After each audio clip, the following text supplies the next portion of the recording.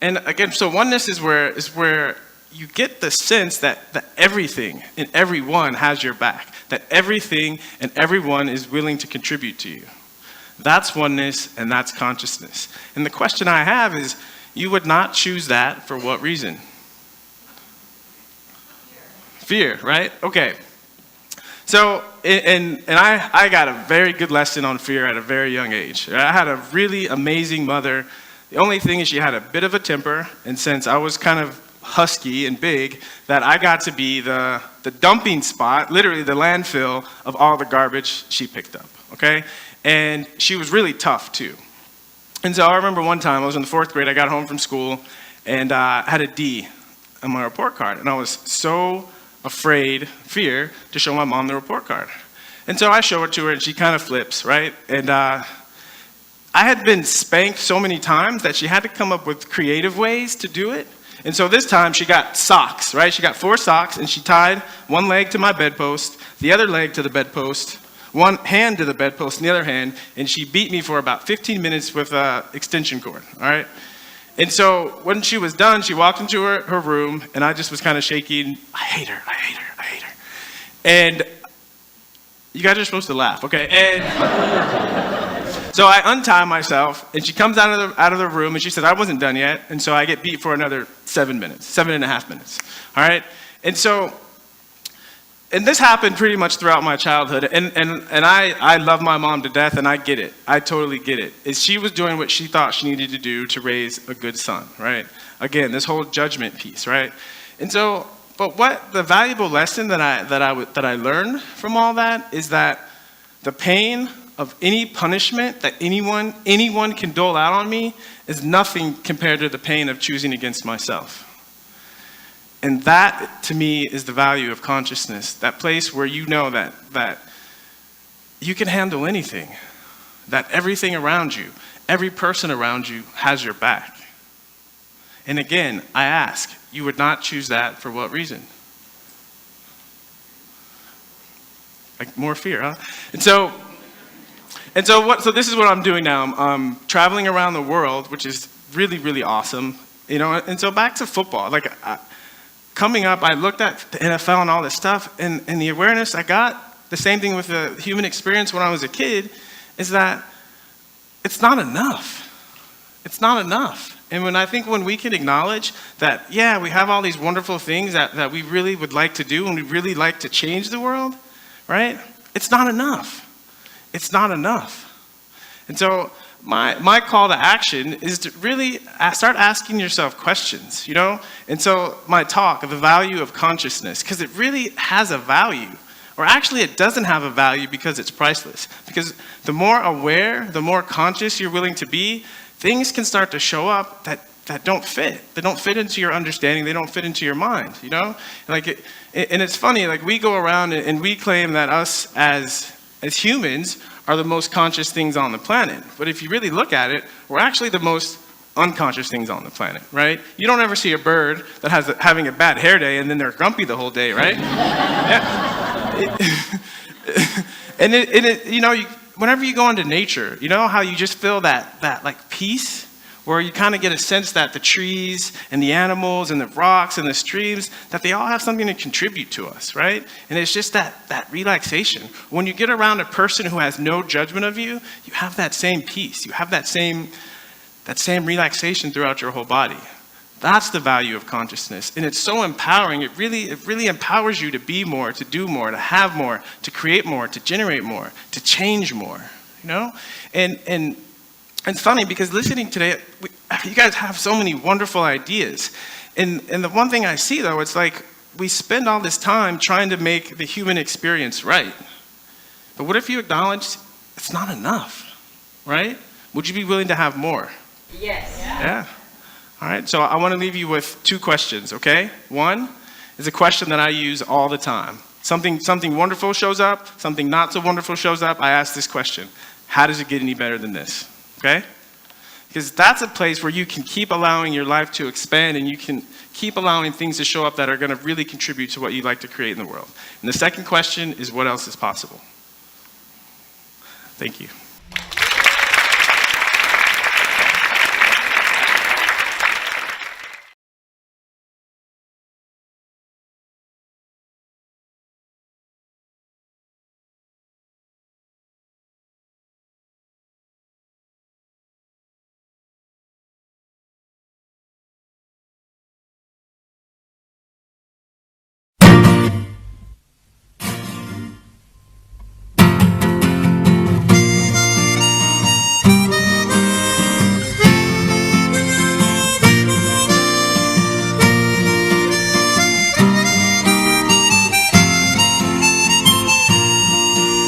在我唱歌得知音相和，有共鳴，定能樂趣多。有你可同和唱，聲音更是壯。為是我獨自唱歌，難覓到是我知音。遠處可聞和唱，回音歌聲卻是我。常常只得一個人，獨坐窗邊看街燈。無人夜中抱吉他，心中惆悵沒法興奮。為是我獨自唱歌，陪伴我是我吉他。遠處可聞和唱，回音歌聲卻是我。常常執起一個背囊，獨坐海邊我看山坡。無人願跟我唱歌，孤單惆悵沒法釋放。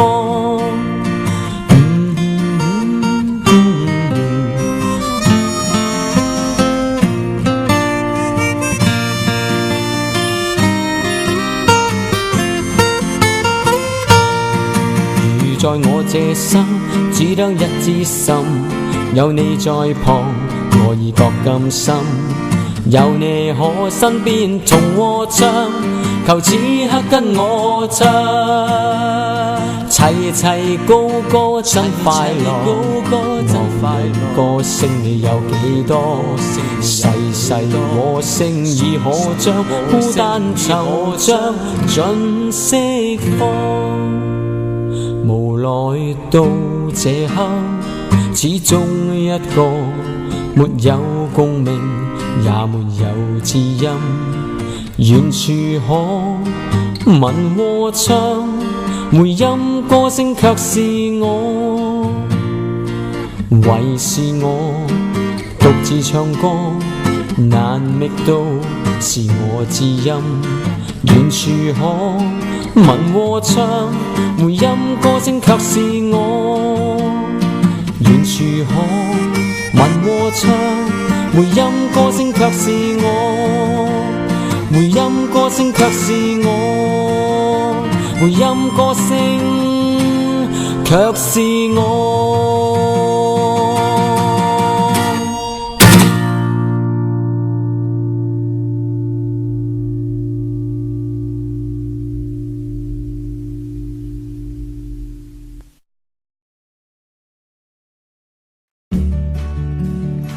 I was in Toronto playing in the Canadian Football League. On the sideline, I'm out for 6 to 8 weeks with a fractured arm and a partially torn Achilles.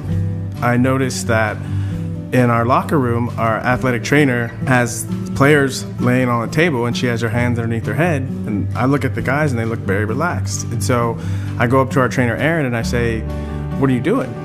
And she said, "I'm doing something called craniosacral therapy."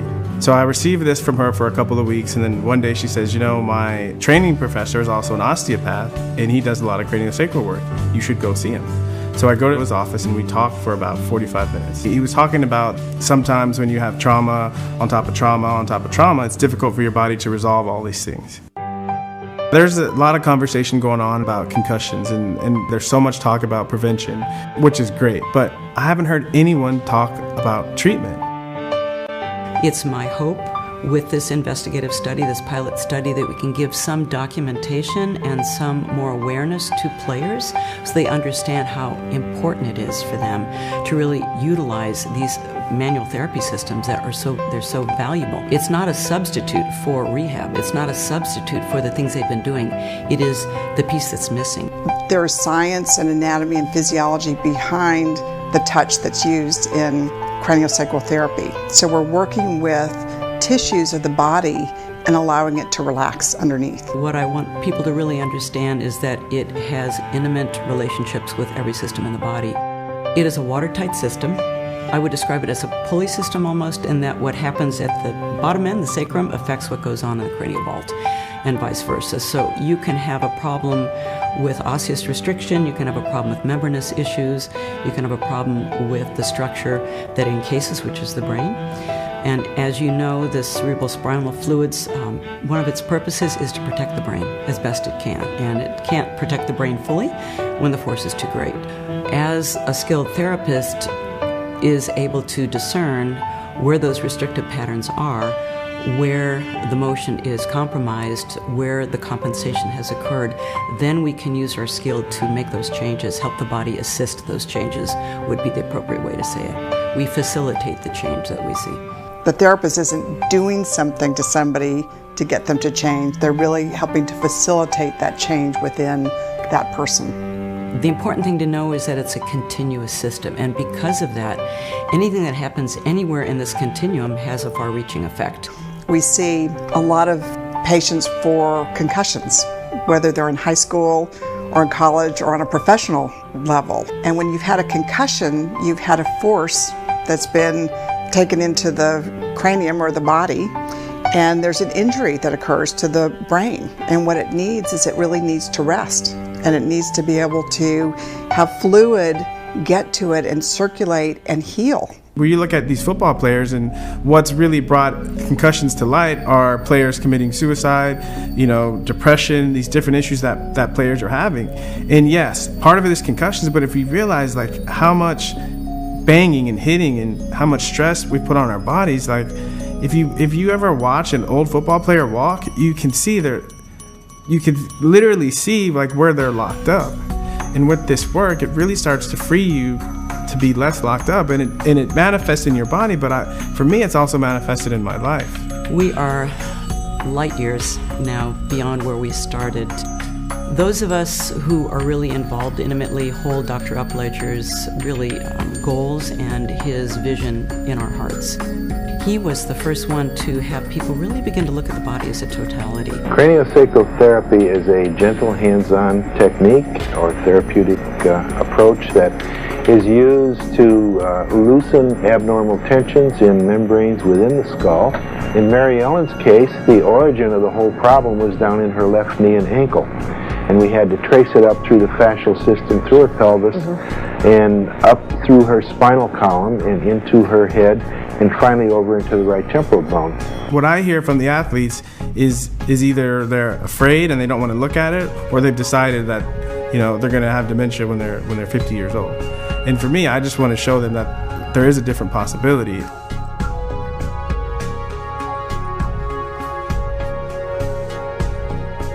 I created the Ricky Williams Foundation back in 1999 when I first got into the NFL. When I took the intensive, it just made so much sense to me to use my foundation to help not only athletes, but to help anyone who could benefit from the work. And connecting with the Upledger Institute has been great, and I look forward to creating a real partnership to help not only athletes, but to help anyone that could benefit from this work. What I'd like to get out of this is really awareness, and to let athletes know that they don't have to suffer.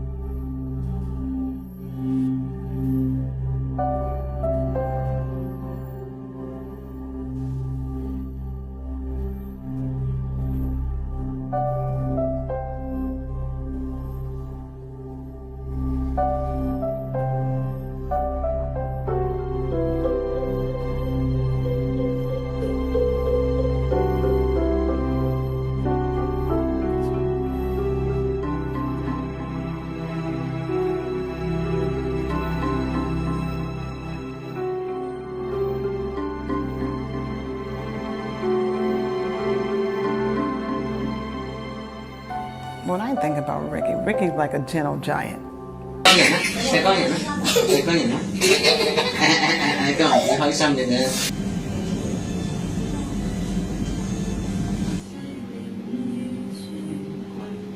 To me, when he speaks from his heart, and that's what I feel when I talk to him. There's no pretense, there's nothing. He's just a beautiful spirit. That's how I see him. I think that's what the kids must feel as well, because they're also very comfortable around him. He likes people. He's a people person. But his heart is as big as gold. Honestly, we do all have just unlimited amount of potential and power and energy within all of us, and that, you know, over time, I think our society, we kind of have a way of killing creativity and harnessing it and making people afraid to live life. My vision for the world is just to create something that hasn't existed before. That's my vision, is choice. Is fun isn't something we have to earn, it's who we be. We just have to choose it. And kids are willing to choose it. Don't beat it out of them. Don't beat it out of them. Encourage them, empower them. And for me, you know, it's like when I first started the foundation, it was the idea that, okay, I'm famous, I'm supposed to be some kind of role model. And I've been looking for, what is that? What is that? And so, yeah, the kids can watch me on television and they can see that I was a famous football player and that I'm lending my name and my time to the program. But to be with the kids and Ricky's Kids, the name of the program, became so much more real because they know me.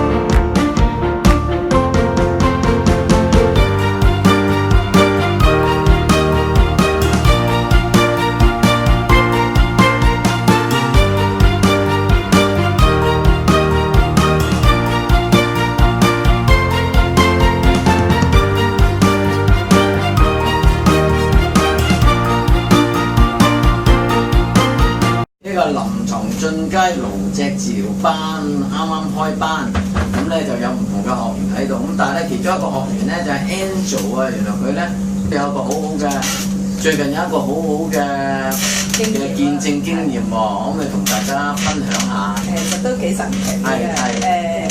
因為咧兩個仔女啊，就同幾大啊兩個仔女？一個就嚟4歲，一個就嚟6歲，就嚟嘅啫。下個月先4歲6歲嘅啫。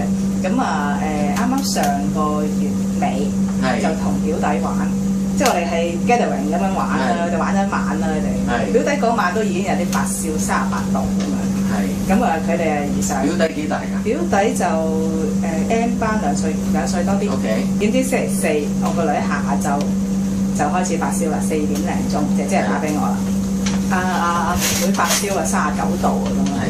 我39度啊，飲多啲水先啦，唔使理佢住啦咁啊。咁啊等到我翻到屋企咧，咁我就同佢我食晒飯啦，沖晒涼就同佢開始做退燒炎嗰個手法。做咩手？OK。咁啊其實係做咗成晚嘅，一路瞓住覺一路做。幾個鐘？係啊，一路我諗由11點零鐘我開始。39啊，係啊。最高燒到39度幾嘅，39度9嘅。幾用喎你都？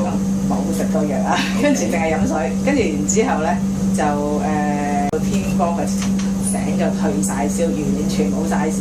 佢瞓醒就不知幾精神。其實係因為真係睇到第一次，即係可能雖然個效果唔係好似即係咁多方面，但係如果第一次就有一個咁顯著，因為我照顧咗佢都差唔多年紀啦，即係出邊開始，即係其實睇住佢，就算點樣進步，點做運動都未有嗰個去廁所嗰個暢順，係睇到一次嘅治療就有呢個效果，我係好想再繼續落去，跟住再睇，其實係想再睇下可以有啲咩繼續幫到佢手咯。我唔記得係咪阿興咧，定係阿張講？你哋喺網上面都睇過好多關於即係露脊啊或者露底啊嘛。咁但係可唔可以補充少少俾大家喺鏡頭前嘅觀眾咧知道咧，點解你哋揀到我哋咧咁多？我哋好似你嚟嘅時間，我哋都有問過你哋㗎。咁但係你哋好似係咪有啲睇法或者有啲嘅？係撞啱咁樣選擇嘅啫嚇，其他咧？係嘅，咁我都變扮個鏡頭啦，我哋捉埋呢一點啊！之前其實本來都已經打電話預約咗另外一位治療師㗎啦。咁首先係遠啦，一嚟嗰位治療師比較遠啲啦，同埋網上面我揾唔到佢任何資料。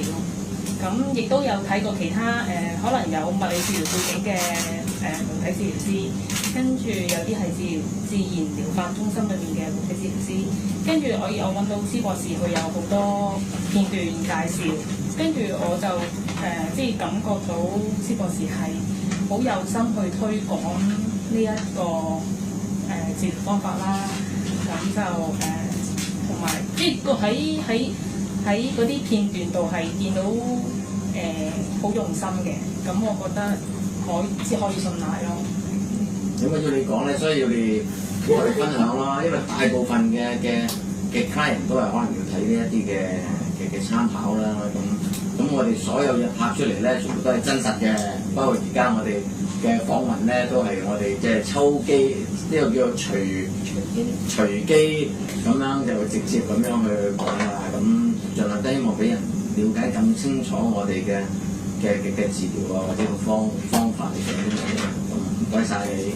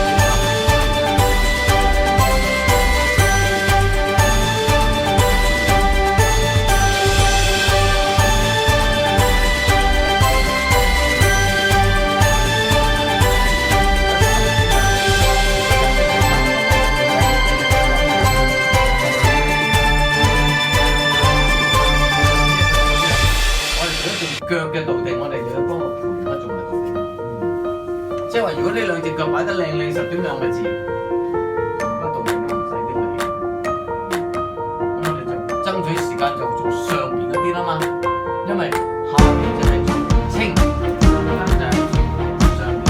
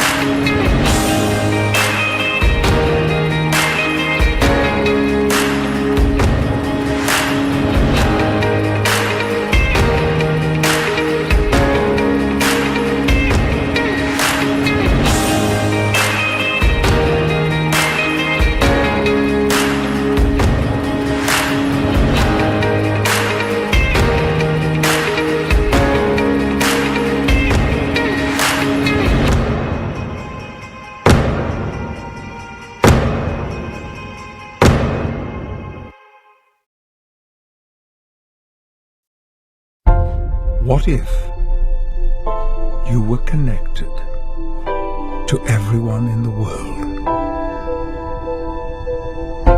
How would your life change?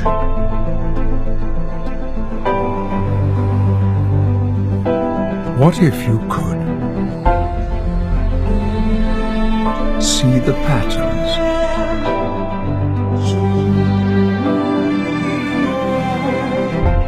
see the beauty,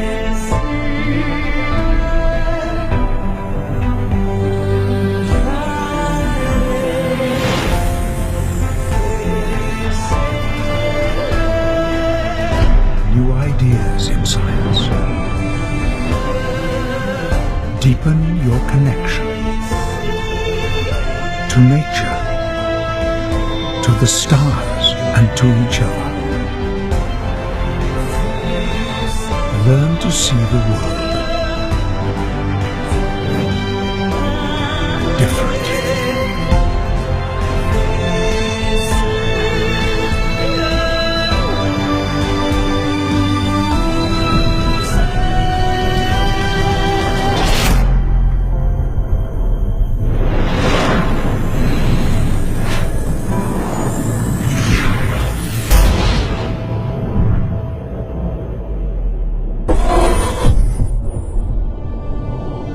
療法我哋成日都講嘛，自己先係自己最好嘅醫生。其實呢一個就係我哋都係用緊嗰個觀念，俾佢自己去揾翻自己嗰個問題，自己做翻決定去處理。因為譬如頭先我哋講咗一個軍醫戒朱古力，其實你做幾多 counseling 都冇用噶，佢自己佢都唔話俾你聽，甚至你要佢做一啲咁樣嘅行為上面嘅轉變咧，其實唔容易。咁其實我哋都引用咁樣嘅方式咧，幫佢一啲譬如有毒癮啦。有另外一啲行為嘅偏差啦，咁係佢哋自己自我主動去甩咗佢嗰啲嘅行為。咦？咁係咪即係徒手摸佢嗰個頭顱嘅時候，咁頭顱就會發一啲嘅信息，即係喺身體上或者俾佢意識。即係如果你旁邊嘅人叫你好戒朱古力啦，咁梗係唔聽啦，死都唔聽，死都唔戒。但係咁樣去自我去即係醒悟嘅時候咧，佢就有埋個動力嚟到去甩埋呢樣嘢。內在嘅動力係咯，內在嘅動力都發咗出嚟。咁係咪即係話你摸住佢，感覺到、感應到佢嗰啲韻律，然後幫佢做翻一個秩序，鬆弛咗喺嗰種狀態咧，就得出嗰種。我哋其實就有幾個英文字就簡介咗呢個步驟嘅，我哋叫做一個治癒嘅重生嘅5部曲。咁啊5樣嘢嘅，咁我哋去感應咧，其實就 feel 感覺佢呢一個筋膜嘅活動嘅韻律。第二個咧，我哋叫 follow， 我哋要即係順隨佢嘅筋膜嘅活動。第三個咧，我哋叫 hold， 我哋叫加持。我哋捉佢咧嗰個停嘅時間，停嘅部分，我哋就幫佢加持。喺加持嘅時候咧，佢就能夠得以釋放。咁釋放咗，我哋講有唔同嘅反應嘅，包括頭先我哋講嘅一啲醉夢嘅反應啦，或者蜜浪圖嘅反應啦。咁但係呢啲我哋比較係一啲深層啲嘅釋放反應嚟嘅。咁但係啲淺表啲嘅，譬如我哋好似一個洋葱，成日講洋葱皮嘅掀起，咁佢有時會有啲熱嘅殺出嚟啦。咁有啲成日就話我哋係咪做氣功啊？就覺得我哋隻手好熱啊！其實我哋答翻佢，其實唔係，係佢嘅身體有熱，產生想透過呢個過程自己去釋放。咁有啲嘅例證係有寒氣出嚟嘅喎。咁有啲會有針吉。咁啊有唔同嘅反應。其實我哋即係輕輕隻手咁樣掂住嗰個即係處理嘅部位，但係有時放手咧，啲手指印會喺度㗎，叫紅嘅。嗰啲好似我哋講咧，做完針灸嗰啲梅花嘅泛紅咁樣。咁嗰啲都係我哋講一啲即係釋放嘅反應。而最後一個英文字嗰個 R 咧就 reorganize， 我哋叫重整，叫再生或者重生。咁佢自己喺組織上邊咧，嗰個位置上邊自己會有個重整嘅位置嘅架構。譬如頭先我哋講啲腦筍位，如果我哋咁樣順暢嘅開合，但係因為我哋講譬如細個冚清個頭，如果有一粒芝麻咁大嘅淤血棘住咗一個咁樣嘅腦筍嘅位置，其實嗰個開合咧就咁樣棘住咗。咁兩塊其中嘅板塊棘住，其實成個頭顱骨就22個骨頭，就好似扭計式咁咧，就會歪晒㗎。咁但係我哋如果透過咁樣嘅處理，我用頭先個例子啦，透過將嗰粒芝麻能夠釋放佢，咁嗰粒芝麻溶咗，我哋好似啲黑頭啊，話而家溶黑頭咁樣啦，溶咗粒芝麻嘅一個淤血嘅阻塞，佢個電㗎啦，就暢通啦。冇錯啦。咁我哋其實做緊個治療過程，頭先我哋講啦，都係感應緊個筋膜嘅活動。我哋集中睇住嘅咧，就係睇佢嗰個叫做一個叫釋放嘅反應。咁我哋有個學術嘅名稱咧，叫做excuse me，治癒本能嘅一個釋放反應。咁有兩種釋放反應比較臨床上面比較特別見效嘅咧，第一個叫蜜浪圖，即係話我哋掂住佢嘅一啲身體嘅部分，佢慢慢產生一個脈搏跳動嘅反應。咁呢個係一個良性，我哋講即係血液循環嘅反應。第二個咧，我哋叫做一個叫做醉夢嘅反應，英文我哋叫做 holistic 嘅 relaxation。咁佢呢個人嘅狀態咧，就好似係半夢半醒，咁我哋叫做醉夢。咁有啲少似呢個催眠嘅狀態嘅。咁喺個過程咧，佢自己就會有個醒悟，有個得着，關於佢身體健康嘅問題。咁即係你實質調控完佢成個韻律啦、個顱脊之後咧，得出啲乜嘢嘅改善咧，就睇下個病人自己有咩覺悟，就喺佢一個所謂醉夢狀態，或者我哋叫做催眠半夢半醒狀態嘅時候咧，佢自己就會自己產生一啲佢自己嘅得着，從而身體睇下邊一方面得到健康，就係咁樣。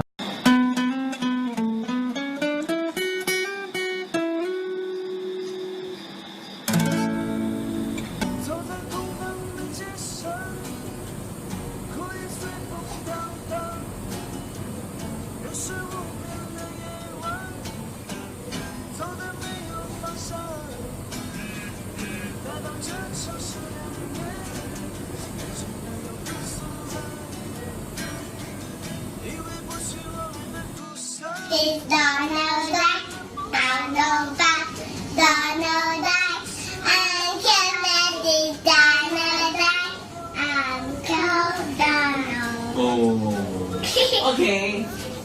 要3 set ankle posture。不過我驚你唔記得咧，頭先你係咪頭先你話個背脊直咗係第1分鐘 ankle 骨嘅出門你就已經覺得個腰骨直咗個背脊。It's your first time in ankle box clinic. Where are you from? Where you come from? Wow, so far. 呢隻手，yes sir，係啦，握手先，握手做個望住ankle骨啊，好朋友 ，give me 5，望住ankle骨啊，係啊 ，give me 10，望住我，望住ankle骨，係啊 ，give me 10，係攬下ankle骨先 ，OK，拜拜ankle骨先啦，拜拜。係咩？講乜嘢？講咩新年講咩啦？我係係啦。大聲啲啊！要對住個。講咩？你幾多歲啊？幾多歲啊？講啦。2歲9個月，你恭喜。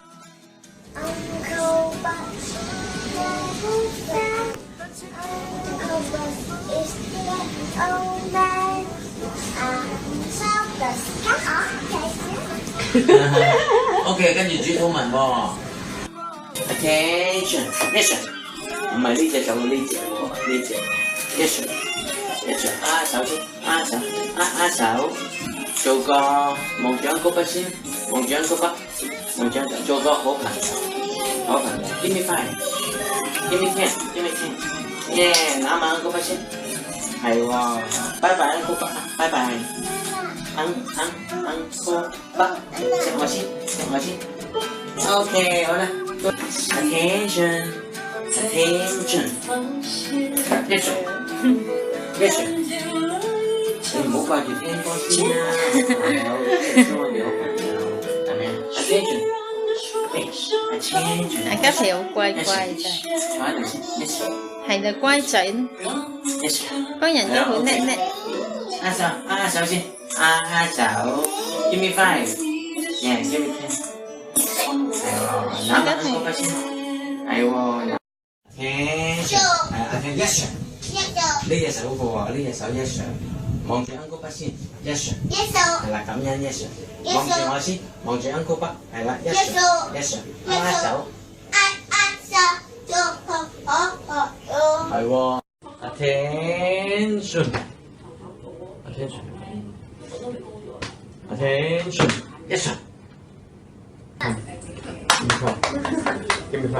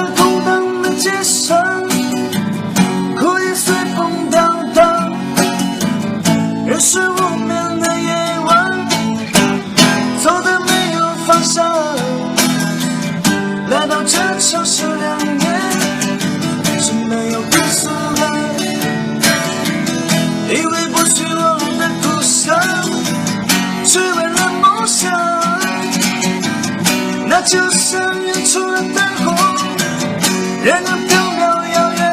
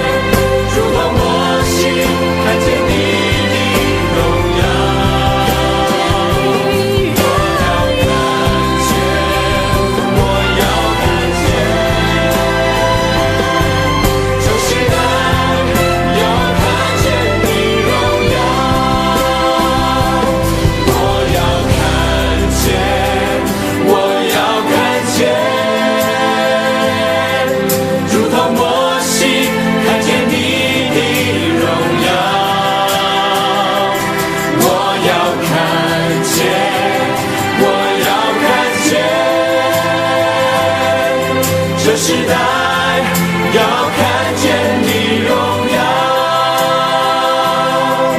这时代要看见你荣耀，这时代要看见你荣耀。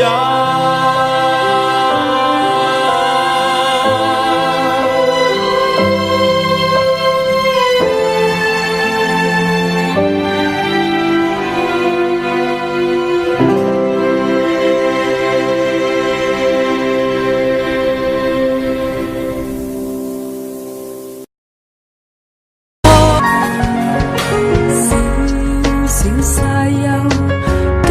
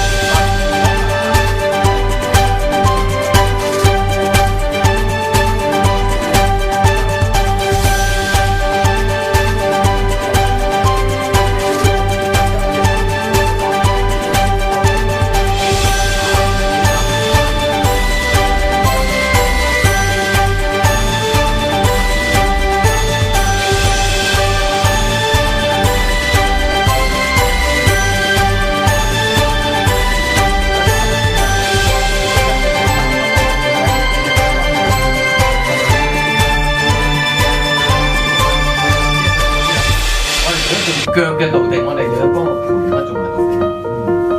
即係話，如果呢兩隻腳擺得靚靚實，點兩個字？